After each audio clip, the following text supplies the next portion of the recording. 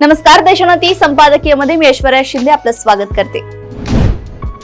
आपल्या एका फोन कॉलवर आपण रशिया आणि युक्रेन दरम्यानचे युद्ध थांबवू शकतो आणि सत्तेत आल्यानंतर आपण प्राधान्याने ते काम करणार असल्याचं ट्रम्प यांनी म्हटलं होतं। ट्रम्प यांच्या या अति आत्मविश्वासाचा फुगा पुतीन यांनी व्यवस्थित फोडला।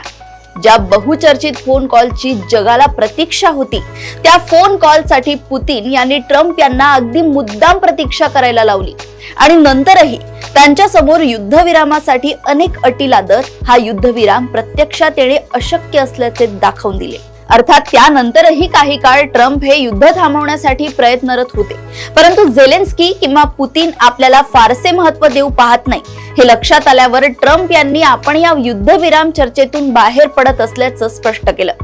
दरम्यान ईस्टर संडेच्या निमित्ताने रशियाचे अध्यक्ष व्लादिमीर पुतीन यांनी 30 तासांच्या तात्पुरत्या युद्धविरामाची घोषणा केली होती।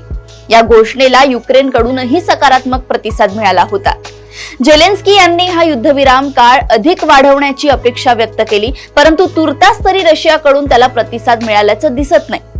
30 तासांच्या युद्धविरामातून पुतीन यांनी युद्धविरामाच्या बाबतीत आपण सकारात्मक असल्याचा संदेश दिला असला तरी दीर्घकालीन युद्धविरामासाठी रशियाच्या अटी मान्य व्हायला हव्या असा त्यांचा आग्रह दिसतोय। युद्धविरामाचे श्रेय अमेरिकेला घ्यायचे असेल तर अमेरिकेने झेलेन्स्की यांना या अटी मान्य करण्यास बाध्य करावे असा दबाव रशियाकडून येऊ पाहतोय।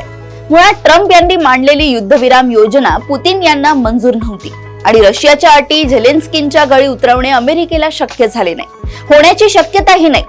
त्यामुळे या भानगडीतून बाहेर पडण्याचा निर्णय अमेरिकेने घेतल्याचं दिसतंय। ट्रम्प यांच्या कूटनीतीला बसलेला हा मोठा धक्का आहे। आपण म्हणू तसे जग वागेल या त्यांच्या अहंकाराला पुतीन यांनी मोठा तडा दिल्याचं दिसतंय। अशाच घडामोडी व अपडेट सोबत पुन्हा भेटूया देशोन्नती संपादकीयमध्ये। बघत रहा देशोन्नती। नमस्कार।